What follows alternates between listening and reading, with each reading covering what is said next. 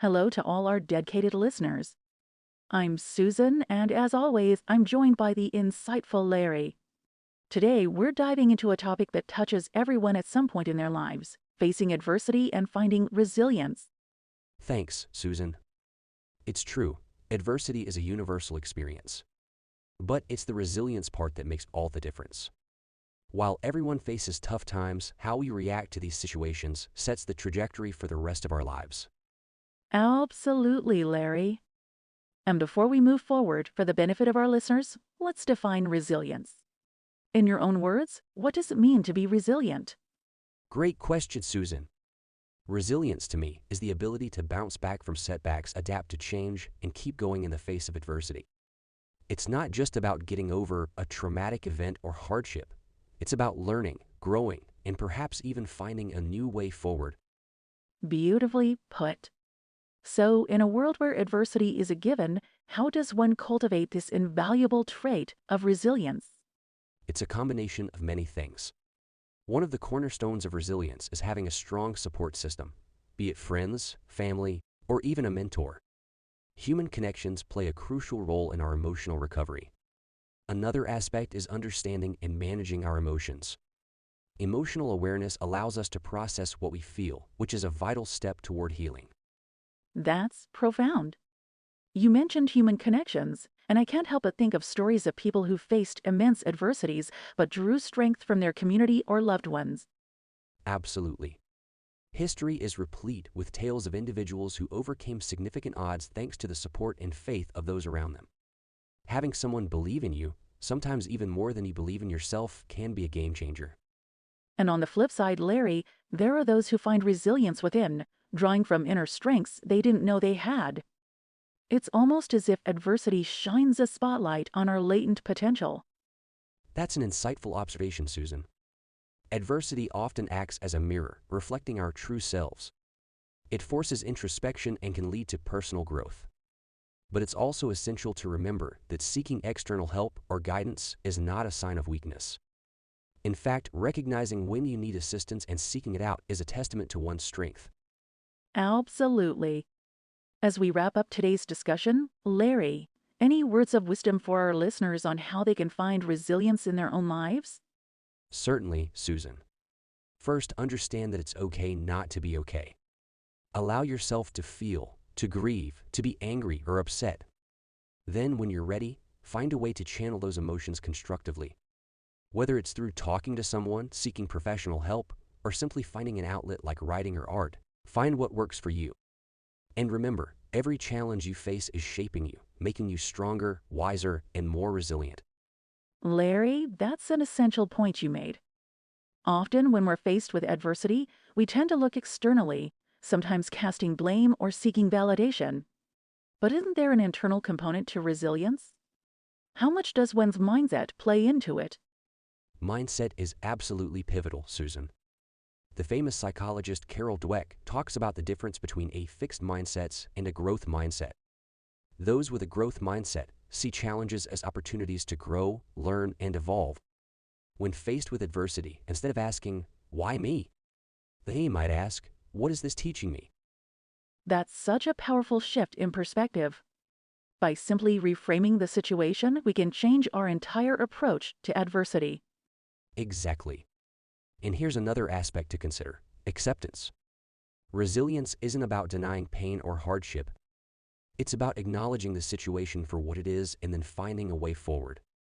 Sometimes we spend so much energy resisting reality that we deplete our reserves for constructive action. That resonates deeply, Larry. Acceptance can be incredibly liberating. But there's also this element of time. Some people bounce back quickly, while others might take longer to find their footing after a setback. Is there a right time frame for resilience? That's an insightful question. Resilience doesn't adhere to a strict timeline. For some, bouncing back might be swift. For others, it could be a more prolonged journey. Both paths are valid. The key is not to rush the process or compare one's pace to others. Healing and finding strength is deeply personal. True. And while we're on the topic of time, let's touch upon the concept of post-traumatic growth. It's this idea that individuals can experience significant positive growth following adversity. Larry, could you shed some light on that? Absolutely, Susan. Post-traumatic growth goes beyond just returning to a baseline. It's about experiencing profound transformation as a result of adversity. We're talking about individuals who, after facing significant challenges, find new appreciation for life, recognize new paths for their future, or experience enhanced personal strength and deepening relationships. It's almost like alchemy, isn't it? Transforming life's trials into gold. Beautifully put, Susan. And while we never wish adversity upon anyone, it's empowering to know that should challenges arise, there's potential for incredible growth and transformation on the other side. Larry, I'm fascinated by what you mentioned about post-traumatic growth. It reminds me of something often quoted: what doesn't kill you makes you stronger. But while it's easy to say, how can one truly embrace this in real-life scenarios? That's a profound question, Susan.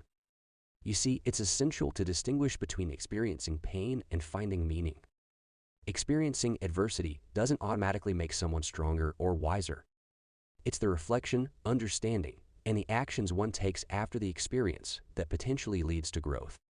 So it's about actively seeking lessons in adversity rather than passively hoping for them to manifest. Precisely. It's a conscious effort.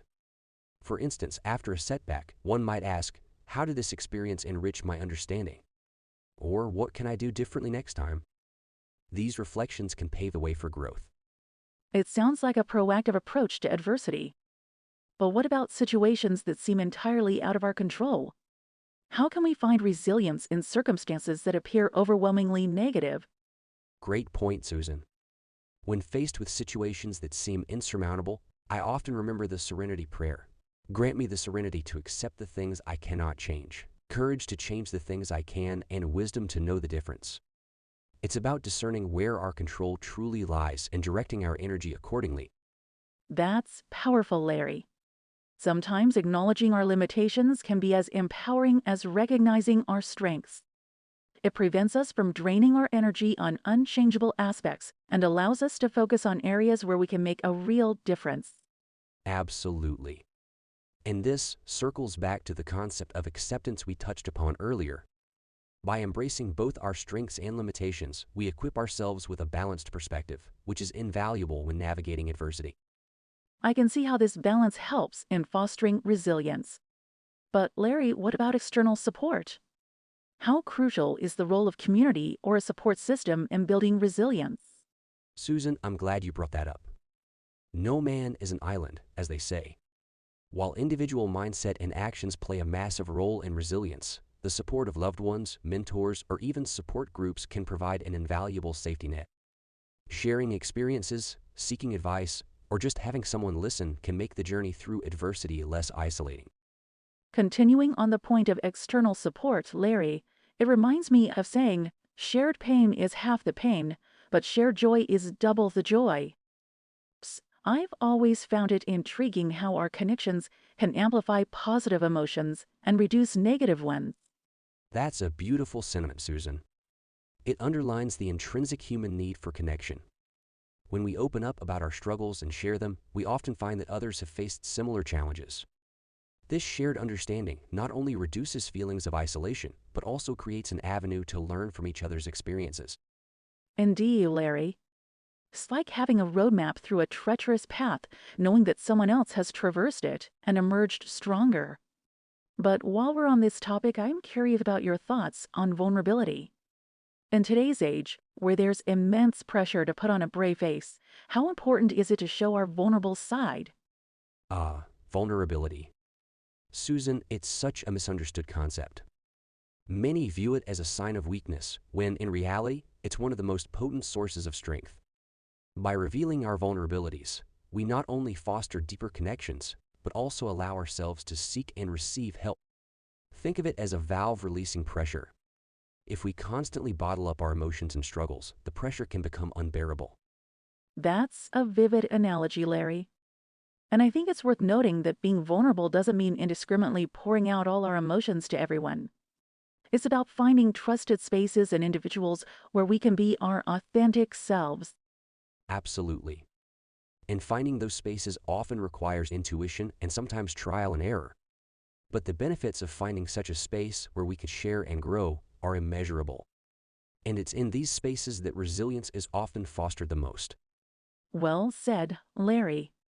On a related note, what's your take on the role of self-awareness in cultivating resilience?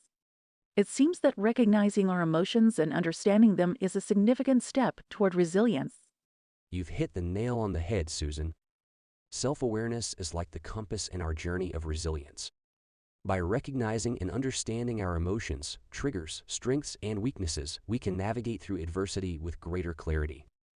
It empowers us to take proactive steps, seek support when needed, and avoid potential pitfalls.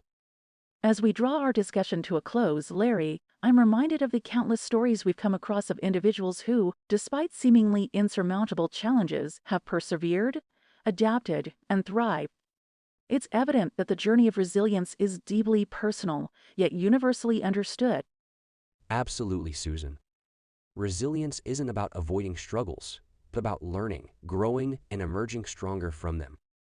It's not the absence of adversity, but the ability to move forward in spite of it.